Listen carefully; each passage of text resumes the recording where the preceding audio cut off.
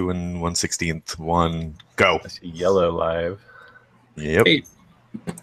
Hey folks, thanks for tuning in to the Bamf podcast. I am your host, Mike Lafferty, and we're here today to talk about horror and a few specific things, Stranger Things, Stephen King, and we've got Orion here to talk with us about his game Abnormal Things, which is Orion Canning, which is inspired by Stranger Things. How you guys doing? Also, Walt Rebelliard is a co-host today, so how you doing, Walt? I am an afterthought. I love myself. Go for it. Oh, Ryan, how are you doing today? I'm great. Thanks for having me on the show. I really appreciate it. Well, thanks for coming. We had some scheduling problems because of Gen Con and everything, but it's great to have you. Well, hey, let's talk about Stranger Things, which is kind of the inspiration for your game. It kind of tapped into a big sort of retro horror vibe. I think was maybe surprising to a lot of people that there were that many fans of that thing. What appealed to you about? It's very 80s. It's very touching on all those movies from that time period, right? Mm-hmm. Would you say that's your primary inspiration for Abnormal Things, or kind of that's that whole genre, 80s horror, small town kind of? I mean, I am a big fan of 80s horror, and it was definitely the inspiration. I really love this show. I don't usually binge watch shows. Like, I'll watch like a couple episodes a day, but I stayed up all night watching that show. I really loved it, and I knew I was going to love it. I was kind of like putting off watching it because I knew I was going to love it, and throw off my sleep schedule probably, which is what happened. So yeah, I really liked it, and I played some other. There's been a few games coming out actually. Other people wanting to do that, tell that sort of story in a game. And I was just looking for that, but the games I had played didn't really do it for me, so I wrote Abnormal Things. Oh, all right, cool. Have you seen the trailer for the sequel to Stranger Things? Whoa. The trailer? No, I haven't watched it because I avoid that. I don't like spoilers actually, so I'm just gonna wait. But you could talk about it. We can talk about it on the show. When did the trailer drop? Like last month, man. Oh crap! You missed that? Okay. Well, yeah, it's out. Stranger Things 3 has been greenlit. What? Really? Already? Before Stranger Things. Well, how to get all the filming in they can while those kids are still looking like kids. Young. Yeah, that's true. That's very true. Makes a lot of sense. Now, what do you think about that kind of genre of horror where because if you look at a lot of what Stephen King does, it's very much usually nasty supernatural horror hides among small towns. Is that just because from where he grew up, the community doesn't want what they do on the outside, want to be on the outside. They want to keep everything in house and stuff like that. Or do you think that what makes that scary is we can, to some extent, identify with things creeping in the shadows, like in everyday life? Well, yeah, I mean, Stephen King, he grew up in small town Maine. Yeah. So that makes a lot of sense that would come from his personal life. But yeah, I think it's like very relatable, whether it's, a small suburb, he's written stories like that, where, a lot of stories where it's basically just people living in the suburbs, and that's how most people live, right? So, well, speaking of Stephen King and small town horror, have you guys seen the new trailer for It? Yeah, that's some creepy. Yeah. Like, I mean, it for its time back in the day was pretty intense, but to have to improve on that creepy factor, especially with the clown, that's that. One of my friends is a police officer, and he sees some pretty nasty stuff every day. But he likes to come home and sit down on the couch with his girl and watch a horror movie or two because she gets freaked out by them. So he was thinking about getting some balloons and just floating them through the house and just randomly walking through periodically saying, you'll float too. And, she was going to kill him for doing that. But he's been randomly walking around the house with that catchphrase. And the other day when he came to train, he had a big bruise on his arm. I'm like, did you use the "you float 2" line? He's like, yeah, she might have decked me. I mean, I still use that line from the original movie. You know, we all float down here. Right? Creepy. Now, how do you establish that vibe in a game? Like, what kind of tricks and mechanics do you use to float something like that? Ha ha ha! Into when you're creating a game.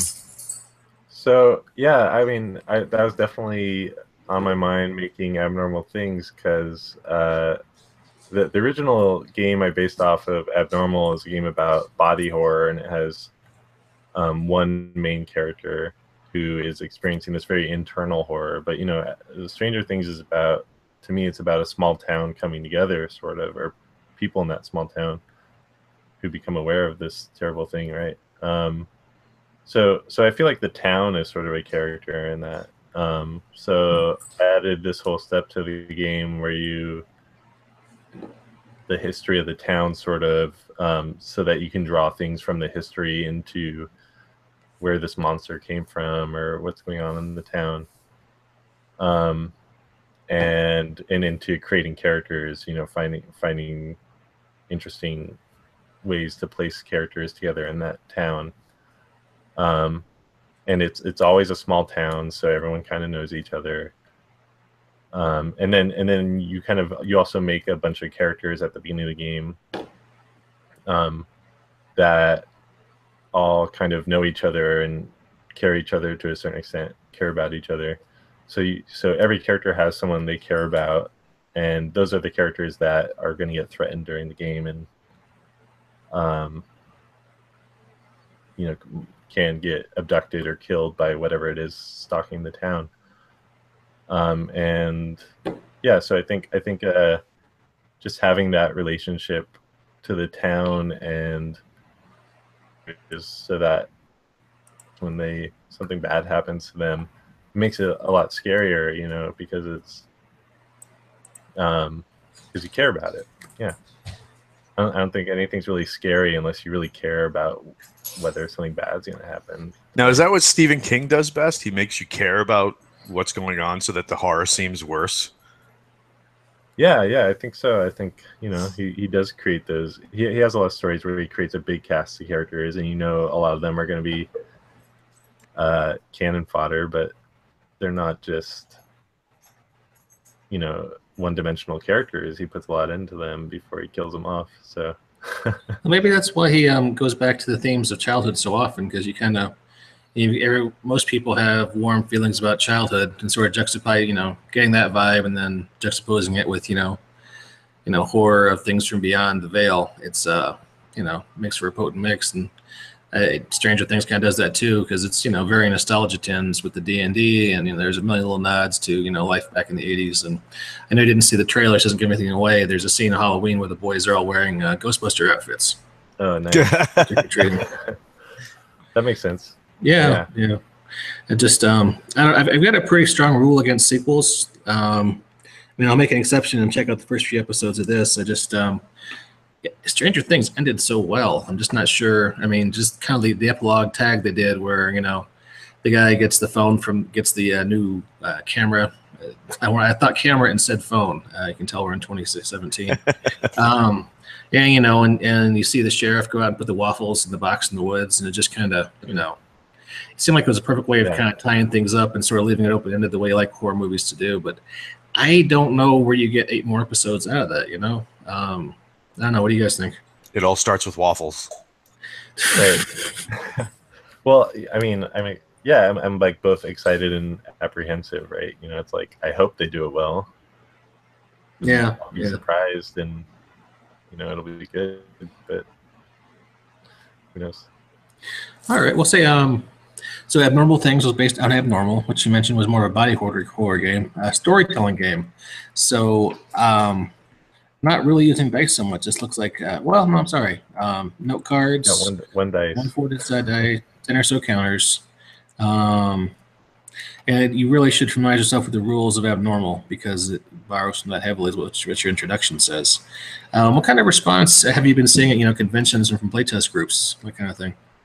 Yeah, people really like it. All the games I've run, people, we creep each other out. I think that's the most important part. The last game I played was at a game convention recently, and I was like literally creeped out. There was a thing where there was like a weird bug that like ate this old lady's finger and bit her finger off, and there's a scene where like we in the corner and her friend sees the finger slowly getting munched into its mouth. At night I was like in bed hiding my fingers under my body so like nothing could eat them while I was trying to fall asleep and stuff. The interesting thing that we were talking about before we hit the button was the dynamic of the turns, because the turns alternate back and forth between the witnesses who are going through all of this and the horrors. And I think one of the cool sections that you have in the PDF is when you're on the witness turn, it says "act like nothing is wrong." Because I mean, when you're watching those shows, you see somebody just walking down the hallway and they got like a candle or they're looking at their cell phone or something like that, and then you see kind of like a shadow walk behind them, and they're oblivious to that. So that's kind of cool, but I mean that's easy to do in a movie because it's scripted. How has it been at the table where you don't have that script and people have to kind of work through that? Well, yeah, I think that being a thing on the table, right? Like this is a thing you can do and should do sometimes. It's good to have there because it's easy once like the horror comes out for people to be like quickly sort of snowball into like, oh, we all have to band together and kill this thing, but you kind of want to like draw that out, So and I think sometimes the more realistic response for people is to be like to act like nothing's wrong, like be in denial that this thing is happening, or try to carry on with your life as normal. Everything is fine. Yeah, and then that makes it, when it doesn't go away, you can't ignore it. It makes it kind of scarier, I think. And that's from, I mean, that bit of that move or whatever you want to call it, is from Abnormal. I think that's one of the things I liked about it. Basically, the reason I picked Abnormal for the game, or to base the game off of, is because I thought Abnormal was one of the best games for doing horror that I had played for a long time. And then Abnormal was written by a friend of mine, Avery Alder. So I don't know, it just came to me that I was like, I think it would be really interesting to see this game with a larger cast of characters where everyone gets to play a character and make it more multiplayer and in a way that I think is usually fun for role-playing games, for everyone to have their own character, right? But and use that for Stranger Things, and I think it works. Yeah. So. Do you think? Oh, I'm sorry. Go ahead, Mike. I was just going to ask if you had favorite horror games from other publishers that maybe you tried out in the past, or World of Darkness, or Call of Cthulhu, or that kind of thing. I did play a lot of World of Darkness. I played, werewolf and vampire. I actually did vampire LARP when I started college, and that was weird. Those are weird times. Yeah, vampire LARPs could be awfully dramatic, couldn't they?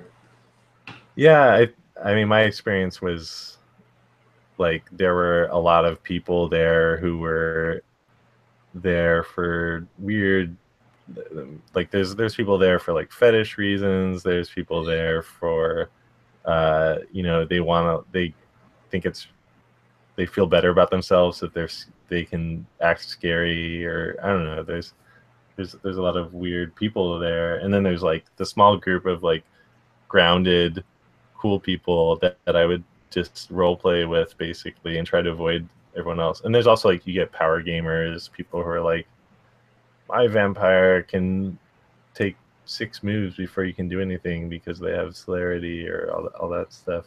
Yeah, there was a guy. It was the storyteller of a World of Darkness LARP where I was going to college, and he was famous for bringing Kane, the grand progenitor of all vampires in the World of Darkness, into the game if things started to go away he didn't like.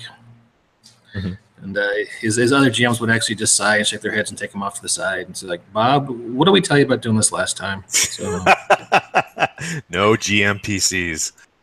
Yeah, it was a thing. But yeah, I was trying to be diplomatic. But yeah, it's there's a great Coen Brothers style movie to be made sometime about all the hijinks that happened in various vampire LARPs back in the day. Oh, yeah, I could see that. Man, if the Coen Brothers made that movie, it'd probably be amazing.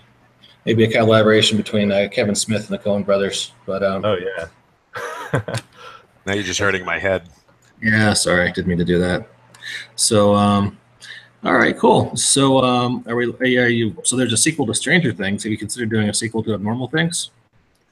Well, I'm still working on putting it out into the world. I kind of want to see someone write an actual review of it that's published somewhere or something like that before I'll feel satisfied. I mean, this right here is basically that in a way. So. Well, I apologize. I didn't have a chance to play test it. Life gets kind of busy, but why don't we tell our listeners where they can find it in case someone wants to take a look at it, maybe play it with their group, or even post a review somewhere. Right. So I have it hosted on my blog, which is Orion Canning on Blogspot, and then it's a Google Drive link from there. And I think if you search for Abnormal Things, it comes up on Google now. It's like you get a bunch of Stranger Things stuff and some other things, and then it's like maybe like the 7th link on there or something. Yeah, I just searched for it right now. It looks like you have a thread on RPGNet that comes up. Oh, cool! Yeah. And I posted on Reddit, and I got really good responses on Reddit. Both times, I posted it once, and I posted it again when I did a big revision of it. And I got like 200 likes or whatever of votes. 242 right now. Yeah, and that was like practically overnight. Yeah, that is rare because the RPG subreddit on Reddit is sometimes cool and friendly, and sometimes just the opposite of cool and friendly. So most of the times, everything else I post on Reddit usually gets very little notice. But so I was really surprised when that happened. That's one of the things that made me sort of feel confident in like, oh, I should try to like contact people like you guys to talk about the game. Now, right now, you have it on your blog where people can go in and download the rules and check it out for free. Have you thought about a kicked up version with maybe like a box set or something like that with actual cards, maps, stuff like that that people might be able to buy and kind of not increase the value of the game, but like increase the value of the experience so that because I mean nothing to me nothing sells a product more than amazing art that evokes the setting. So like have you thought about stuff like that? I have been kicking around this idea of maybe doing maybe kickstarting or crowdfunding like a publishing run of a game, and I'd have to add some things to the game. So I'd add more examples of play. I'd probably add maybe like a different version of the game is an idea that I was kicking around in my head of like maybe doing another style of horror or like basing something off of like a different type of horror show. What were you thinking sort of? Another reskinning of it. I have a bunch of different ideas. So I mean, I could do like, you know, just straight up 80s horror as one idea that I've been thinking of. But I'm a really big fan of Nightmare on Elm Street. So I think what could be really cool with this game is dream-based horror sort of thing, where like, because the horror gets to control all your senses in the game, which is sort of an interesting spin on like the whole GM player thing, I think, where and it makes it creepier because the horror is like has a little bit more control over you than is comfortable, I think, when they can say like, feel this crawling on your skin, or, you know, have all those sensory details makes it creepier. So the idea that if it was like a Nightmare on Elm Street sort of situation or some kind of dream monster, they could sort of GM this whole creepy dream scenario for you, this nightmare scenario. Which would be kind of cool too, because you have in things like Nightmare on Elm Street, one of the thing that brings attention in the most is not so much Freddy, because everybody knows at some point Freddy's going to come in and he's going to do what he does, and once that happens, you know, somebody's going to die. The tension really comes in how long can these people stay awake, and what can they do to stay awake and combat that? Because I mean, you can only fight your body so long. That's true. Yeah, that's a really good point. That like that could be like the act like nothing is wrong could be changed to like try to stay awake or something like that. You know, or like even as you go through the game, you know, have some sort of a die mechanic, a card mechanic, or something like that. You could almost make this into like a board game, like Descent or something like that, where when you're on, when you have the board of the map out, you know, you have the real world map, and then you could have the dream map on the other side. But I mean, you could have like a card or a dice based mechanic that at some point they just can't help it, they fall asleep. You know, and at that point, the horror takes over. That's actually a pretty neat idea. Yeah. So I mean, that's just one of the ideas I have kicking around. But I've been looking at some artists. There's this artist, J.M. Fenner, who does this sort of, I don't know, sketchy. It's sort of like unpolished looking, but very, very surreal art. If you look up his website, he's got some art of like people with glowing eyes walking through the woods. So I was considering him because his known and really interesting looking style that as a Abnormal Things artist. So I've been talking to him about maybe doing some pieces that I can use for doing a Kickstarter, and then eventually put their art into the game, and then use that to fund some more artists, you know, stuff like that. Yeah. It's originally I kind of just wanted to put it out for free because Abnormal Things was put out for free. But someone pointed out to me originally Abnormal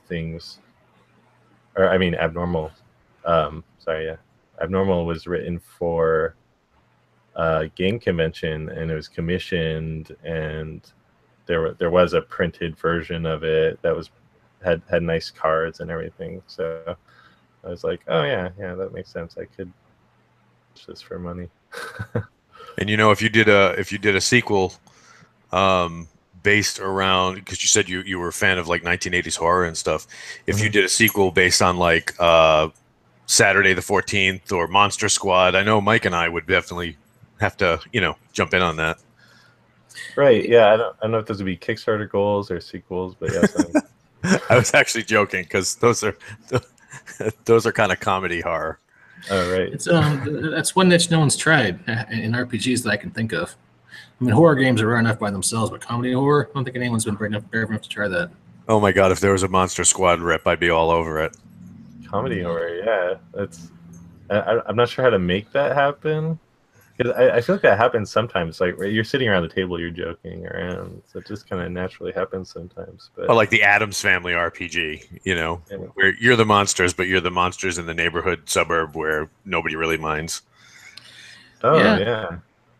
It's just well, I mean, a lot of Very cool. RPGs wind up being lighthearted just because the guys show up at your house with Mountain Dew and Cheetos, and they're just kind of cracking wise. But yeah, I mean, it'd be cool to see something that was going for that kind of Tucker and Dale versus Evil, or Oh my God! Or what do you call it? Army of Darkness. Army of Darkness. Yeah. Yeah. Those are some favorites of mine. Yeah.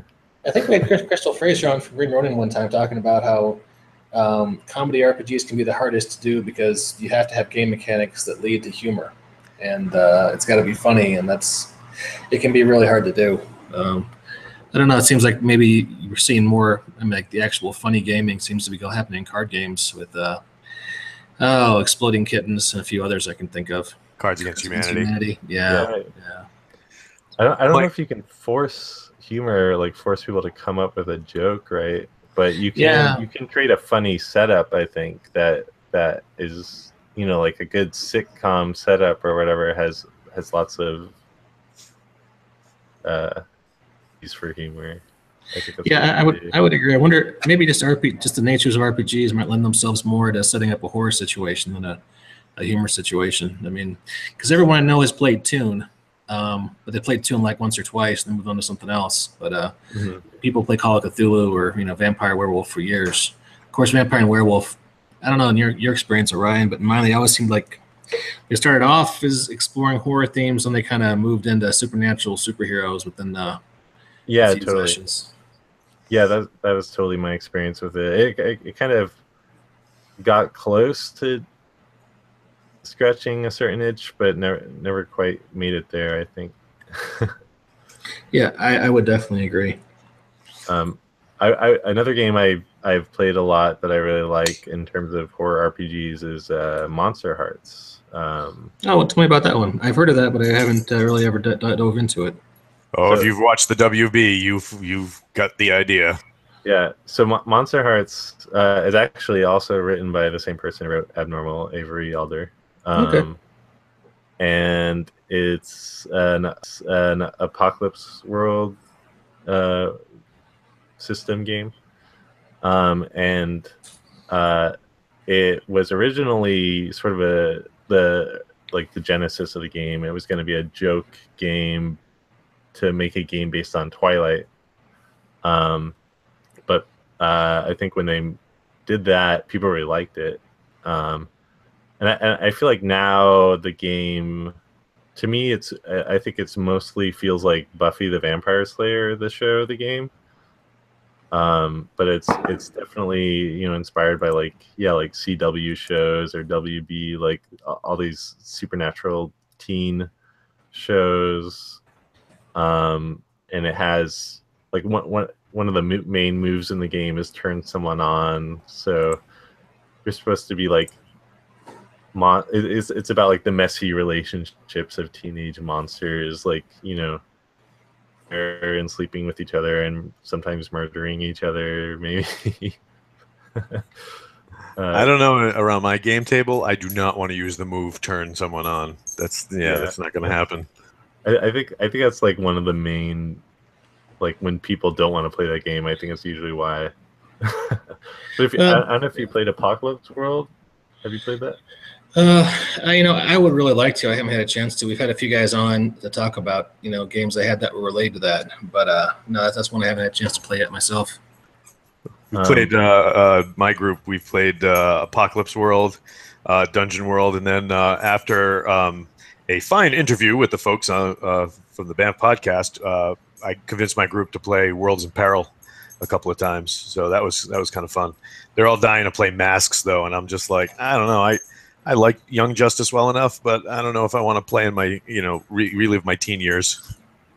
I've played Masks. I like Masks. It's got a cool thing where you slip together these two cards, and one is like sort of your personality type, and one's the power type, and that kind of like creates your superhero. It's a cool way of making a character. the mechanic where you're seeking the approval of your adult, or your role model or stuff like that. That was like, oh no, I feel 14 all over again. Right. Yeah. Yeah. I mean, yeah, I think there's definitely something there that they were trying to do, right? Now, do you actually just go for like I know for abnormal things you said that a lot of Stephen King, a lot of Stranger Things, but with horror creeping into so many different genres, stuff like Event Horizon or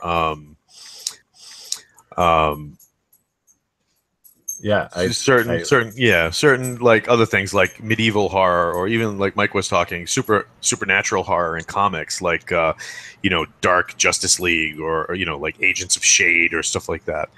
Do you get into stuff like that? I mean, I love stuff like that. You can't. I mean, maybe you could get away with doing something like that with abnormal things, like. The idea is a small town, but I've played games where we've kind of played with that. So you could maybe do like a small town in the Old West, or a small town that's like a colony ship in space or something like that. I think that's all possible, but I don't know if I'd say Abnormal Things is the game for Event Horizon or something, but maybe. What about in like an apartment building? You see like, some of those, or like Attack the Block. Have you ever seen that?